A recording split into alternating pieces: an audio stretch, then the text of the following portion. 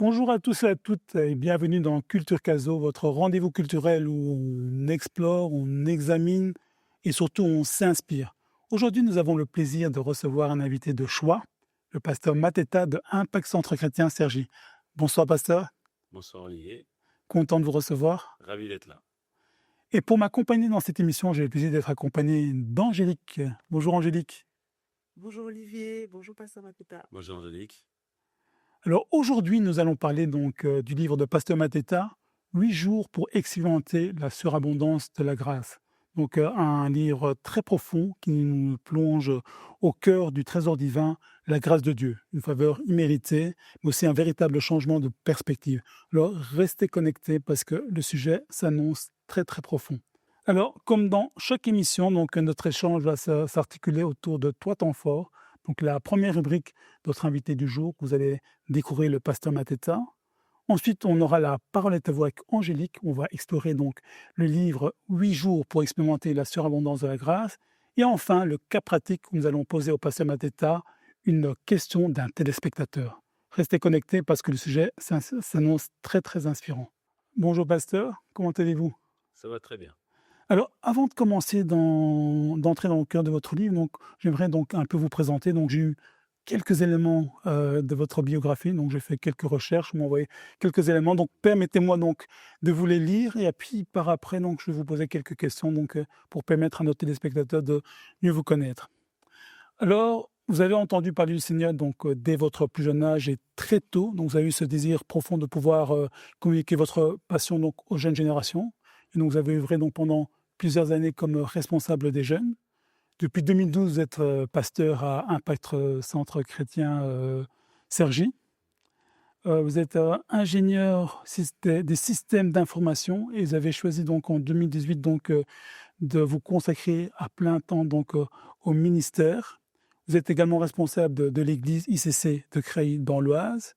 Vous êtes écrivain et auteur de plusieurs ouvrages, dont l'ouvrage dont on va parler aujourd'hui. Et pour vous accompagner dans ce ministère, vous êtes accompagné de votre charmante épouse, le pasteur Chantal Landou, qu'on salue d'ailleurs ici.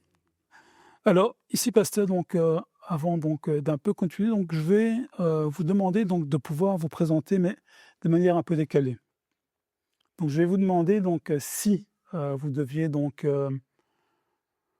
prendre, je sais pas, un objet, un plat, un animal pour vous décrire, lequel est-ce que vous prendriez? Moi, par exemple, on me dit ventilateur parce que je suis tout le temps en mouvement. Ma femme, un peu le piment, un peu imprévisible. Donc vous, comment est-ce que quel aliment, quel plat, quel objet est-ce que vous prendriez pour vous décrire? Donc en dehors de la chair, hein, donc je veux dire, pas le pasteur, mais vraiment l'homme. Donc Si je devais prendre un objet, je prendrais le couteau suisse. Pourquoi? Parce que le couteau suisse a son utilité, mais aussi la possibilité en fait d'être capable d'être utilisé dans toutes circonstances. Et je me vois bien dans le couteau suisse parce que je pense que un désir que j'ai, c'est d'être utile même aux personnes, oui. Et le couteau suisse s'adapte en fait à toute situation. Et j'ai été éduqué par des très bons parents, par la grâce de Dieu. Ma mère a dit, j'ai éduqué des soldats, donc on s'adapte situation. Et dans la fratrie, vous êtes premier, vous êtes L'aîné, je suis Yaya. le yaya, Le syndrome de le syndrome du yaya. Donc nous confère Le grand frère. ça pendant le merveilleux camp que Dieu nous a accordé, c'est l'arrestation de l'âme. Donc on est nos 3 frères et Dieu nous a vraiment fait grâce parce que on a vraiment des bons parents qui nous ont donné un bon exemple et puis des bons repères. Alors ici, on dit, vous avez connu le Seigneur très tôt. Mais très tôt, ça veut dire quoi? C'est à quel âge? Je suis incapable de dire parce que en fait, comme je l'ai dit, maman nous a inculqué très tôt la notion du Seigneur. Donc au départ, j'allais à l'église étant enfant, l'école du dimanche dans les églises évangéliques quand on était en province en France. Et après, à un moment donné, au collège, donc en France, il y a le collège à l'âge de 11 ans et il y a une aumônerie dans le collège où j'étais. Donc il y avait une aumônerie catholique. Donc c'est là j'ai appris à connaître un peu plus le Seigneur, etc., la Bible. Et j'ai fait tout le processus chez les catholiques, la confirmation, ce genre de choses. Et je sais pas pourquoi, à un moment donné, j'y suis plus allé. Je suis plus allé. Et donc, s'ensuit, je crois, quelques années avant qu'on vienne à Paris. Et là, vers l'âge de 16 ans, j'ai recommencé à refréquenter l'église. Donc, très jeune, j'ai appris à connaître la notion de Dieu.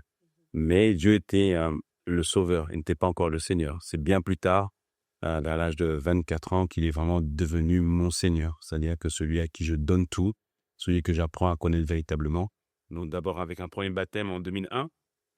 Un premier baptême? Quand je dis premier baptême, en fait, c'est la première étape du baptême. J'ai pas fait un deuxième baptême, mais en 2001, j'ai eu le baptême. Mais pour moi, le turning point, c'était en 2002, quand je suis venu à ICC et j'ai entendu la parole du royaume. Alors là, j'ai fait un an. C'est ça qu'on cherche. Et qu'est-ce qui a amené vos pas à ICC, justement? Comment vous avez connu ICC? On était dans une chorale de gospel avec des amis. Donc à Paris, il y avait des chorales. C'était à la suite de Sister Act 2, où il y avait eu le gospel. Et donc, il y avait beaucoup de chorales païennes, donc pas du tout rattachées à une église, qui ont commencé à chanter du gospel. Et avec des amis, on était dans cette chorale.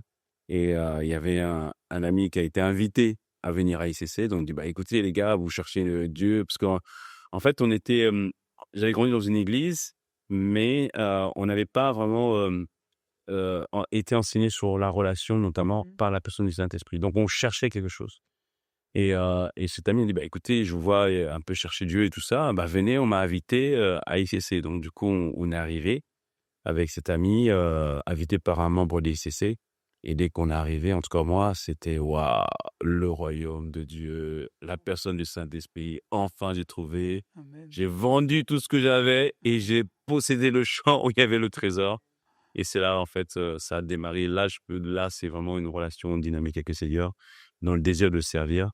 Et comme tu l'as dit, pourquoi j'ai servi aussi au niveau des jeunes, c'est parce que quand j'ai découvert ça, j'ai trouvé ça frustrant de ne pas avoir eu ça plus tôt.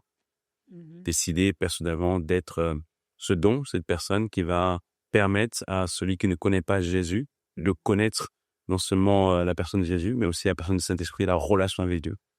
C'est ce qui me motive, c'est ma raison d'être. J'ai une petite question. Donc quand vous allez à ICC, vous commencez, vous êtes, tellement heureux, enfin vous aviez une soif. Maintenant vous étiez le premier de votre fratrie, de la maison. Bon, vous avez baigné, mais là, aller, à ICC, avoir la parole d'une autre façon, vous étiez le premier. Comment est-ce que ça a été perçu? Quel a été l'impact sur le reste de la famille ou sur le reste de la maison? Au niveau du reste de la maison, bon, lui, papa, il se dit catholique, mais il vient aussi à l'église aussi. Déjà, on a connu aussi. Au départ, mes frères sont venus après, par la suite, à ICC. Il y en a un qui s'est investi. Après, pour d'autres raisons, par la suite, il n'a plus été à ICC, mais au départ, c'était aussi un engouement pour qu'il puisse venir et rencontrer le Seigneur. Mais l'impact, ça a plus été au niveau de mes amis. C'est-à-dire que toutes les personnes que je connaissais, plusieurs sont venus à ICC, plusieurs se sont donnés à Jésus. Donc, tout le groupe Infériorité, vraiment, tous, on a commencé à œuvrer à ICC puis rencontrer le Seigneur. C'est que l'impact direct, ça a été là. Waouh, bon, super. On va passer à la deuxième rubrique avec Angélique. On va donc aller plus approfondir dans votre livre. Et donc, on passe à la deuxième rubrique. La parole est à vous. Bonjour. Comme, en introduction, en off, vous nous expliquiez un peu que ce livre, touchait, beaucoup de personnes et également même des personnes qui connaissent pas le Seigneur. Vous pouvez expliquer un peu si vous avez des témoignages un peu, de personnes qui ont été en contact avec ce livre? Qu'est-ce que ça a suscité comme émotion dans les personnes qui connaissent pas encore le Seigneur? Pour un peu nous pousser à offrir ce livre à nos collègues, à des amis et parce que quelquefois on sait pas trop par quelle voie passer donc Tout à fait. Moi, ce que j'ai fait, première chose, c'est que quand je sortais le livre, j'ai offert le livre à tous les membres de la famille. Donc, même ceux qui connaissaient pas le Seigneur Jésus. Et le dernier témoignage, en fait, c'était quelqu'un que j'ai reçu en entretien, donc un tout nouveau converti arrivé et tout ça. Et en fait, il m'a expliqué ce livre dans sa simplicité. Le fait, il n'est pas trop gros. C'est ça, c'est Et surtout dans sa simplicité, en fait, il a souligné tout dans le livre, en fait, parce que ce livre lui a parlé. Et puis ce livre, en fait, nous rappelle en fait tout simplement finalement c'est quoi la nature de Dieu. Dieu n'est pas un père fouettard, Dieu n'est pas là pour sanctionner, comme des fois le monde nous présente. Les gens ont l'impression que Dieu nous prive de la liberté, mais ce livre en fait nous montre que non, la vraie liberté qui est contenue dans la grâce de Dieu en fait. Ces faveurs premièrement non méritées que Dieu nous donne, et surtout cette capacité qui nous permet de devenir et d'être ce qu'il veut qu'on soit. Amen. Voilà. Comme je disais également, les jours qui m'ont interpellée, c'est le deuxième jour, parce que ce livre s'articule autour de plusieurs jours, et donc chaque jour est une découverte, chaque jour c'est une profondeur avec le Seigneur. Tout à fait. Et le deuxième jour, c'est la grâce, la capacité divine qui vient vivre en vous. Pouvez-vous nous expliquer un peu qui vient vivre en nous? Vous pouvez nous expliquer un peu ce deuxième jour? Amen, tout à fait. Parce que il y a une chose que le Seigneur a dit, que sans lui, on ne peut rien faire. Et puis, quand on vient à Christ, ça paraît tellement parfois compliqué. On était dans une pseudo-liberté. Mais quand Jésus nous dit, mes commandements ne sont pas pénibles. Mais comment il nous aide en fait à vivre nos commandements? Et en fait, en nous accordant la possibilité de ne pas compter sur nous-mêmes, mais de compter sur lui. J'étais avec les jeunes, j'enseignais sur le fait d'être mort au péché. Romains 6 nous dit ça. Et on parle aussi dans le trésor de la grâce. Romains 6, au verset 13, il dit en fait, au verset 14, vous n'êtes plus sous la loi, mais vous êtes sous la grâce. En fait, réalisez que la loi, en fait, obligeait les gens à faire des efforts pour être agréables à des préceptes. Mais être sous la grâce, ça ne veut pas dire que j'ai l'autorisation de pécher, mais je peux m'appuyer sur cette force, cette capacité. Et elle n'est pas loin, elle n'est pas dehors, elle est à l'intérieur de moi. Donc cette capacité qui vient vivre en moi, elle est en moi, je dois en prendre conscience et je dois lui dire, Seigneur, prends le contrôle. Je ne peux pas pour moi-même. Et c'était l'apôtre Yvain qui m'a aussi interpellé quand je suis arrivé à ICC. Toutes ces prières, c'était donne-moi la grâce de t'aimer, la grâce d'aimer mes enfants, la grâce d'aimer ma femme. Mais pourquoi il demande autant la grâce en fait? Parce que sans lui, on ne peut rien faire.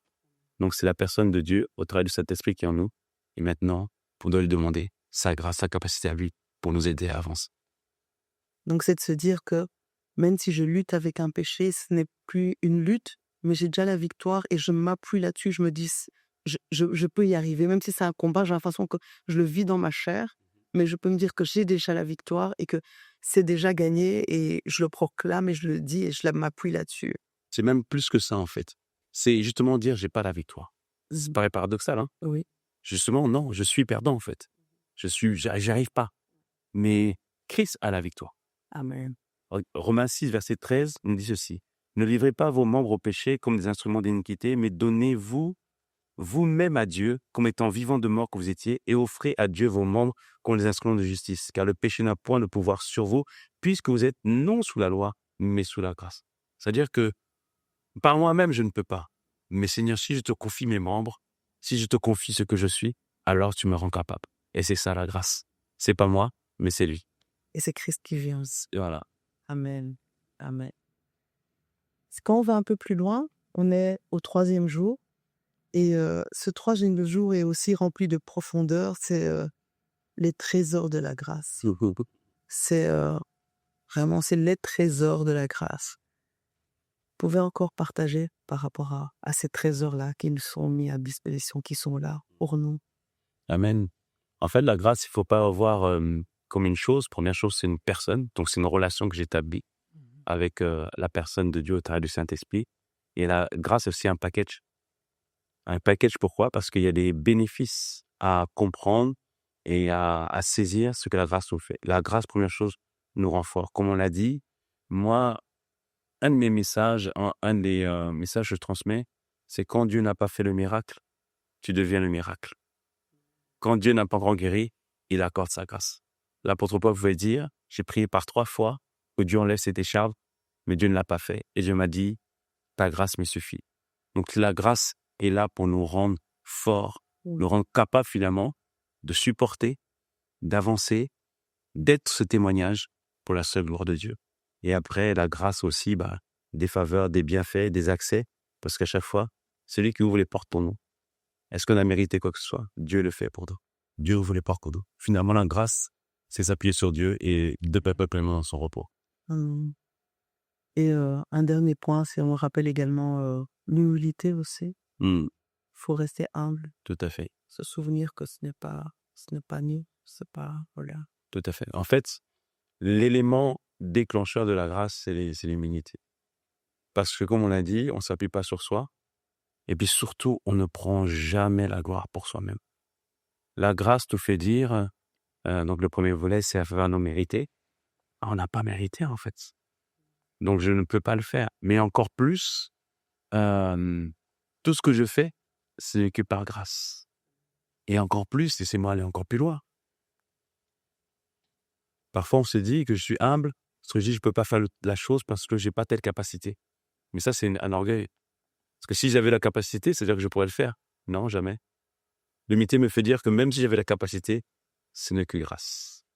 Ce n'est que grâce en toute chose.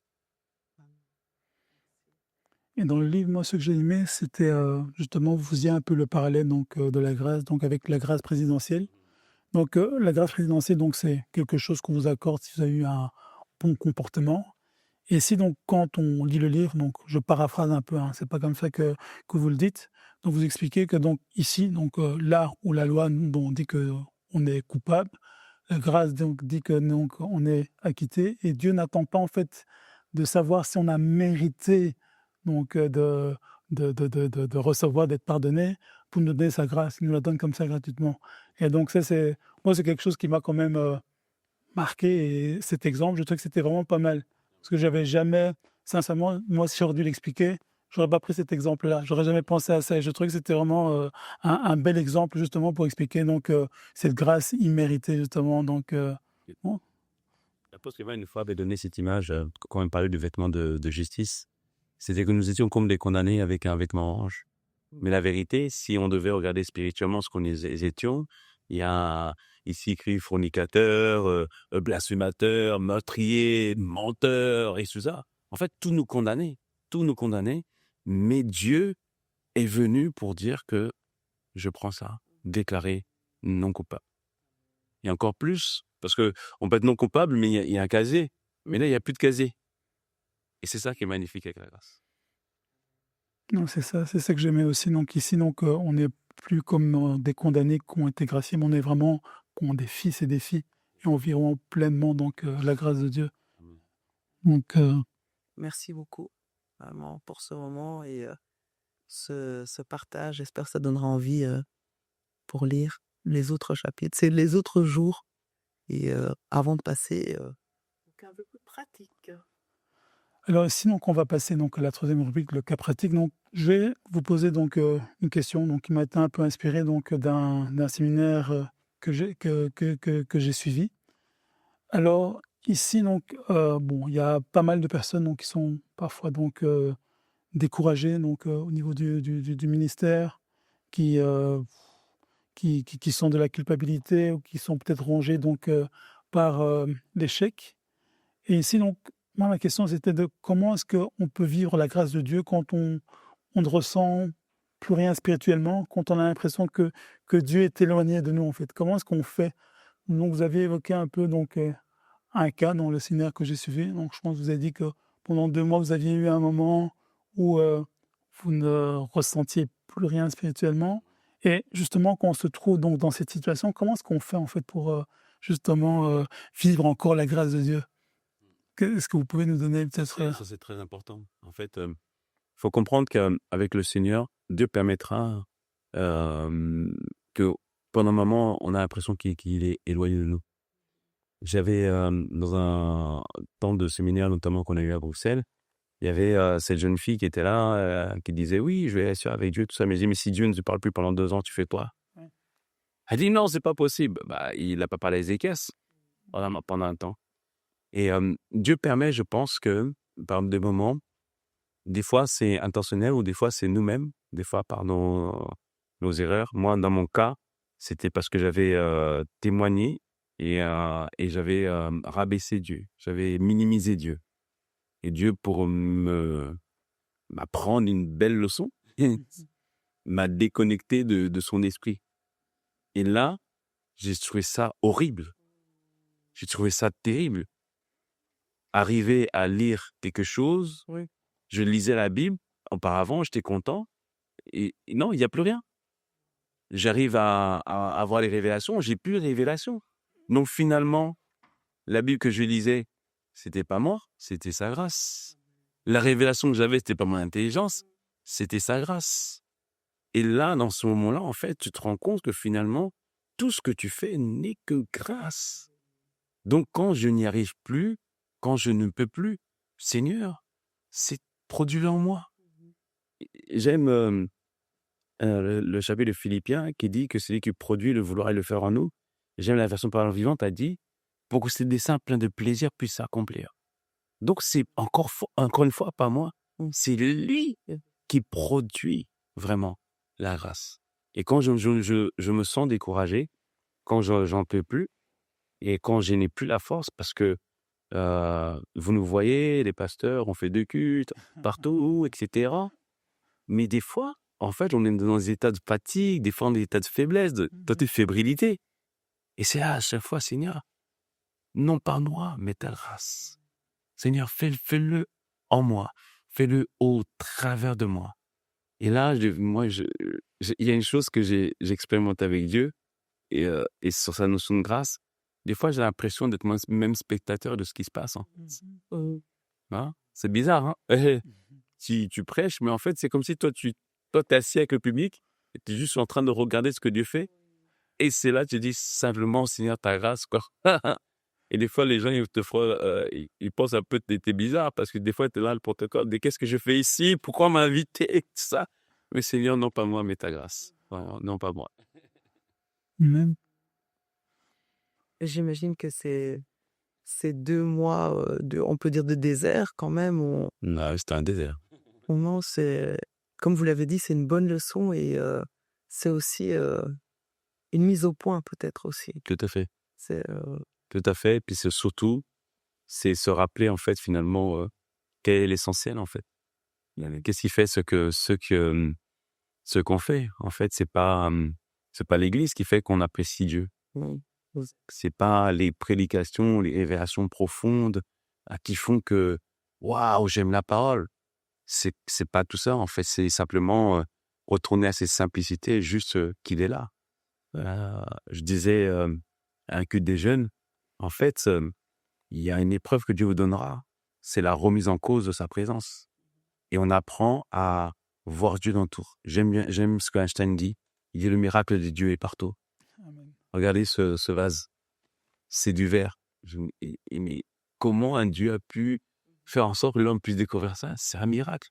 Le pot, il n'est pas noir et blanc, il est vert. C'est un miracle. Tout n'est que miracle. Et quand on apprend ça, on rend grâce à Dieu pour tout. On sait que tout n'est que grâce. Dieu a tout orchestré. Je vais vous raconter une anecdote, je vais pas la raconter en ce moment. De l'incroyable grâce de Dieu, c'est le kangourou. Le kangourou, lorsqu'il met bas, l'enfant ne naît pas dans la poche du kangourou. Donc la femelle kangourou met bas, et le bébé, il naît prématuré, donc il n'est pas encore formé. Et par lui-même, il remonte tout l'abdomen pour rentrer dans la poche du kangourou et pour trouver là où tu étais pour avoir l'instrument et pour grandir. Mais quand on regarde ça, non. on dit, Seigneur, tu es trop fort. Il n'y a que Dieu qui peut faire. Ah, il n'y a que Dieu qui peut faire ça. Il Il n'y a que Dieu qui peut. Aucune IA ne pourrait faire ça. Jamais, jamais. Non, c'est magnifique. C'est magnifique. On sert un Dieu incroyable. Et c'est le Dieu que j'ai envie de prêcher aujourd'hui. Amen. C'est le Dieu incroyable. Et au sujet de la grâce, le message aussi qu'on dit, c'est peu importe ce que vous vivez, vous avez un enfant malade, la grâce est là. La grâce est là. Comment on peut trouver de la gloire lorsqu'un enfant est malade? Mais chaque jour, pour cette dame-là, c'est une victoire. L'enfant arrive à manger, c'est une victoire. La grâce de Dieu est là. L'enfant se lève, c'est une victoire. La grâce de Dieu est là. Alléluia. Et la grâce va s'amplifier. La grâce est toujours associée à là. Même dans les tribulations et les difficultés, on peut voir la grâce de Dieu. Et après, Dieu va faire des miracles. Mais en attendant, il y a sa grâce. Amen. Ok, mais on va arriver à la fin de notre émission. Donc, merci pour ce message. Donc, pasteur, si vous deviez résumer la grâce en une seule phrase, quelle serait cette phrase? En une seule phrase. Allez, une phrase et demie. En une seule phrase. Le plus merveilleux cadeau de Dieu le plus merveilleux cadeau que Dieu nous ait donné avec son amour. Amen. Amen. Merci beaucoup, Pasteur Mateta. Merci donc pour votre présence. C'était vraiment un partage édifiant et inspirant et profond. Merci Angélique de m'avoir accompagné dans cette émission. Donc, merci chers téléspectateurs donc, de nous avoir suivis. Donc, n'oubliez pas de liker, partager et à bientôt pour un nouveau rendez-vous de Culture Caso. À bientôt. À bientôt.